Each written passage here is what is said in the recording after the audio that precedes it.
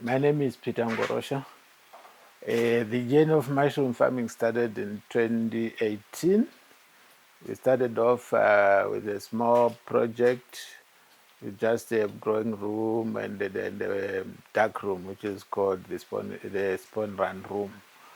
Then from there, we grew until 2024. That's when we completed the development to a full production. When we started, yes, of course, challenges are always there. The biggest challenge, is the issue of climate change, and it's getting worse and worse.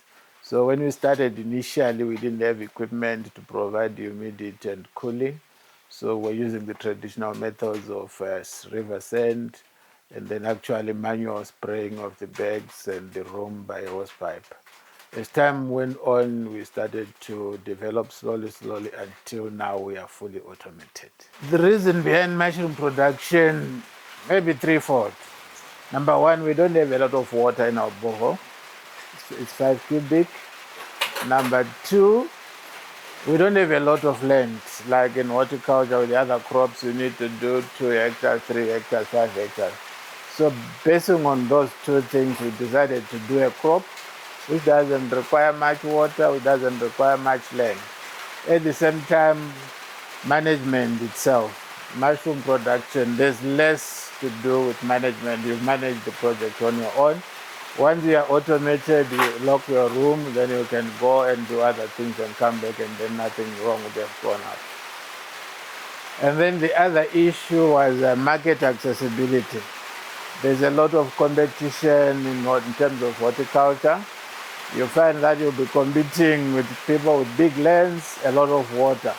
So as a result, for you to get a return on your investment, you have to keep your prices somewhere up, of which you cannot get a market. But with mushroom, the market is always there.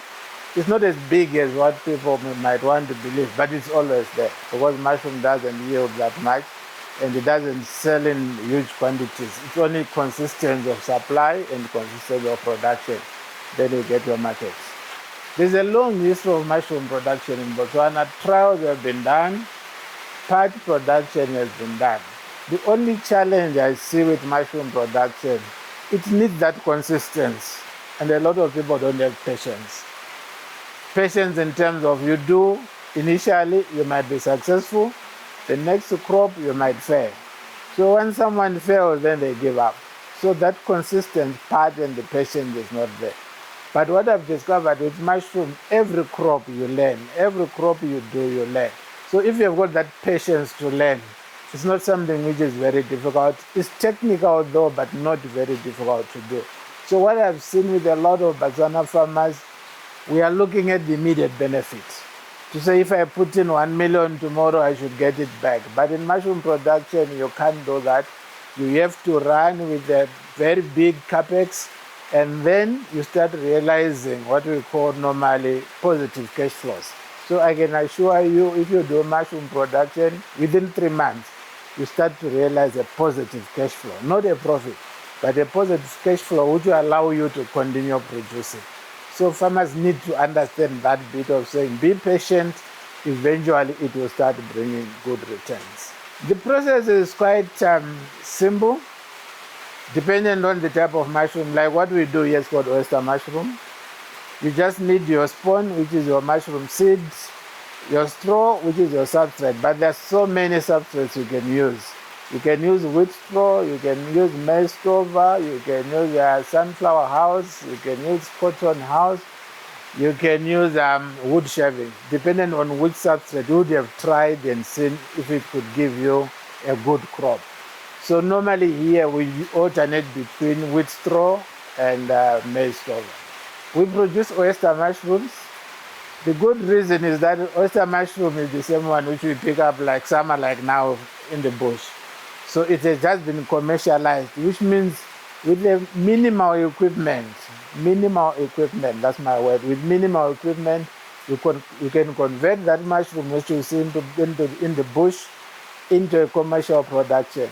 So the cost of setting up for oyster mushroom is not as high as the other mushrooms. And at the same time, it's one of the mushrooms which can do with minimal meeting of the requirements. There are requirements like your humidity, your temperatures, and the like. But with oyster mushroom, it can give you that leeway. You can plant it and then you can get something out, as opposed to the other mushrooms. The environment they require, number one, you have to put them in a house. A house, like a house in a house. Then you have to provide some humidity, some moisture, some controlled airflow, right? Too much air, they won't grow. Less air, they won't grow. So it has to be a balance there to say how much fresh air are they getting, how much moisture are they getting, how much humidity are they getting. But on average, it should be a cool place. Not cold, but cool place. With a little bit of management of the humidity, then you'll be able to grow oyster mushroom. You, like what I said, initially we're using the sand floors, with water them, and then when it starts evaporating, it will cool the room. And then eventually you can put in what are called evapor coolers. Some would prefer air cons, but the air cons, to my understanding, they don't really work in a mushroom production, but they use coolers.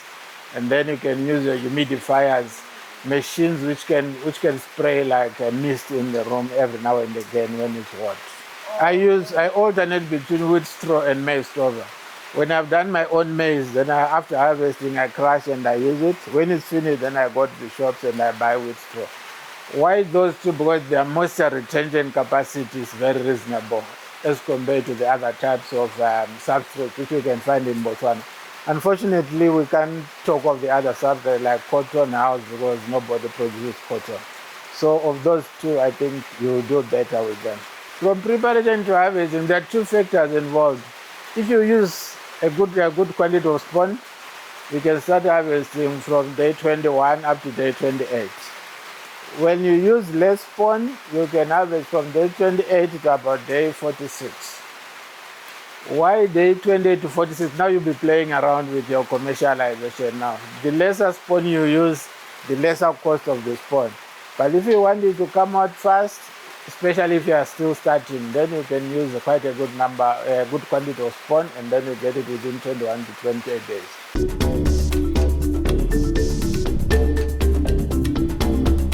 Commercially, you are supposed to get about 4 months of harvesting, 3 to 4 months.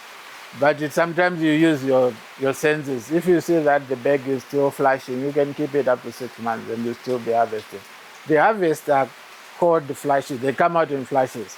So the first flash, second flash, third flash, and fourth flash. Those are the commercial ones, which will happen in a matter of 3 to 4 months.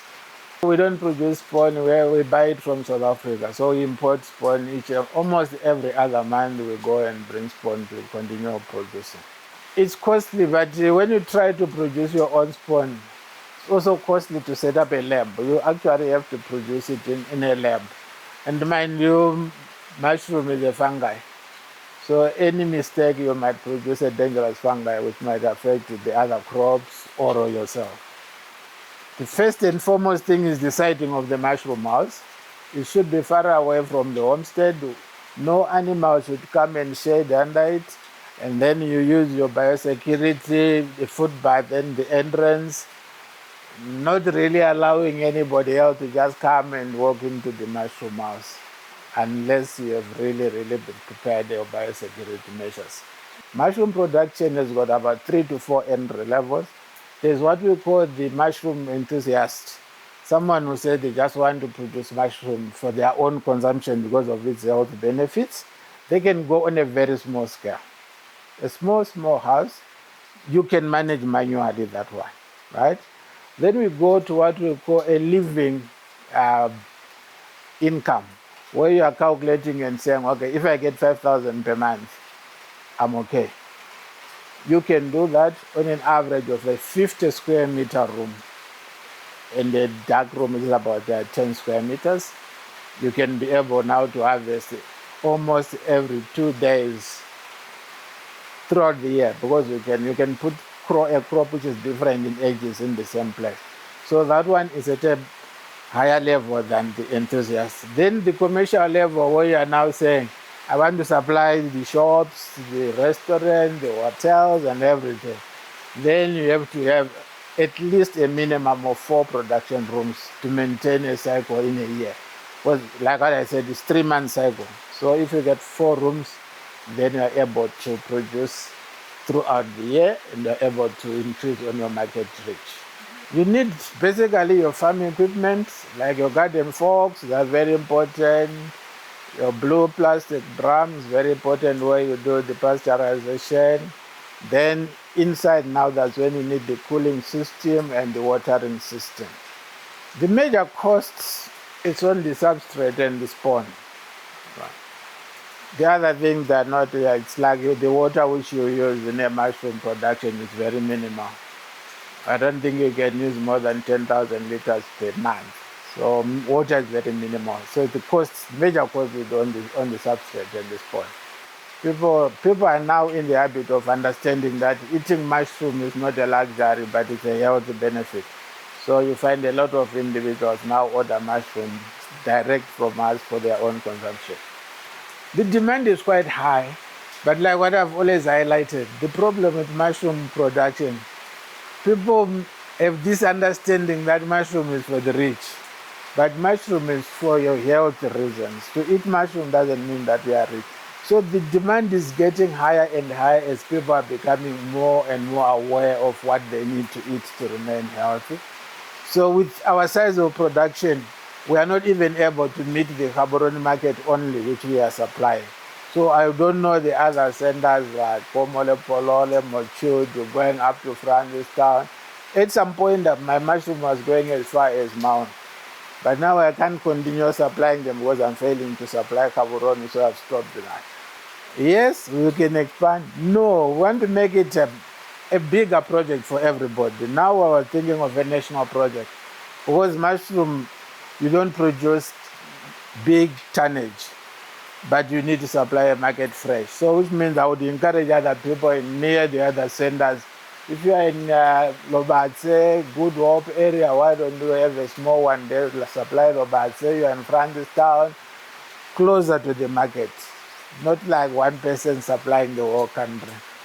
Mushroom is impossible. You need other players. So I'm not really jealous about somebody saying they want to produce oyster mushroom. I'll actually encourage them to say, let's do it so that everyone else can benefit from the health benefits of eating mushroom. Like what I said, I don't talk of profits. I talk of cash flow returns, right? Mushroom, I said 3 months positive cash flows, you can turn them as compared to the other crops. But the biggest cost is on the setting it up. Your capital costs are quite on the higher side. But as soon as you finish your setup, running it, the production costs are not that much. I did a little bit of calculation. If you are at that level of a 50 square meter room, you can say, okay, you can positively turn about 15 to 18,000.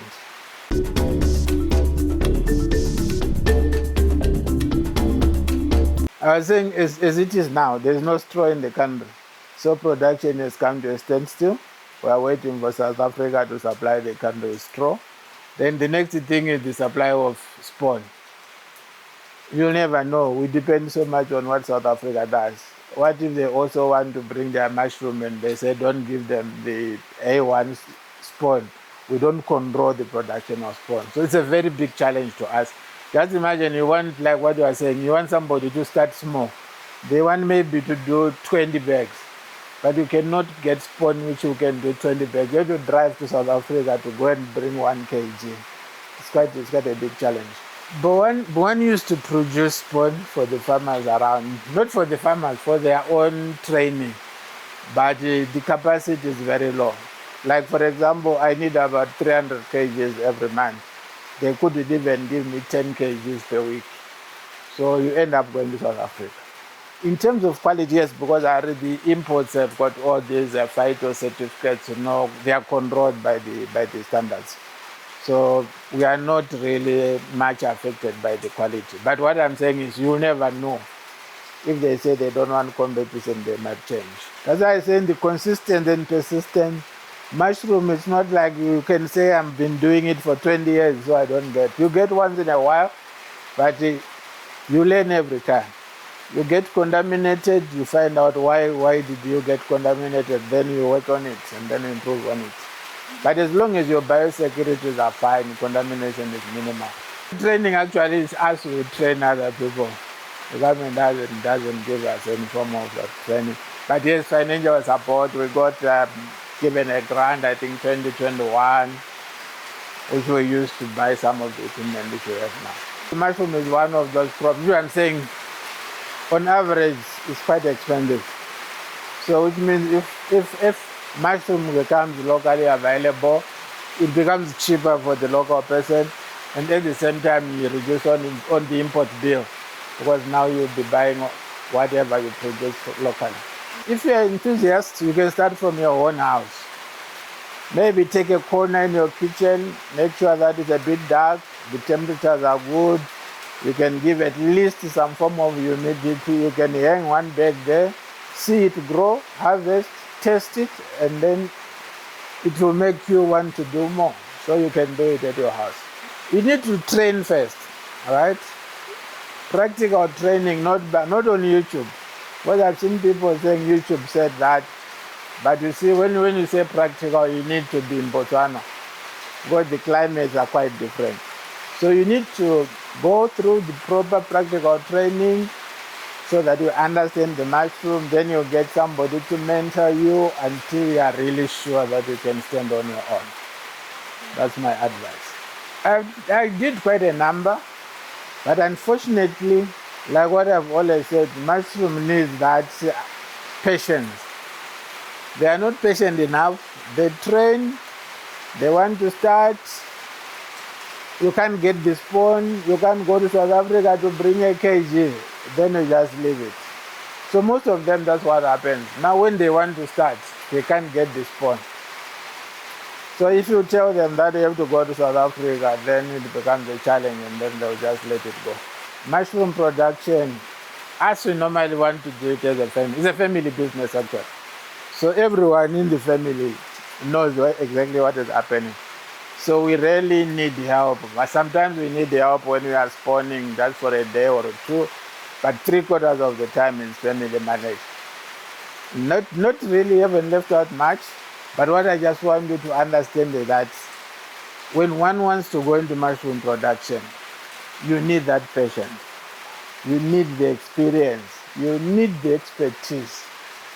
That's how we manage mushroom. Your experience, your expertise, and then your instinct. Because mushroom is like other crops where you can actually walk around and see a pest. You don't really see it. You just see it when it's gone.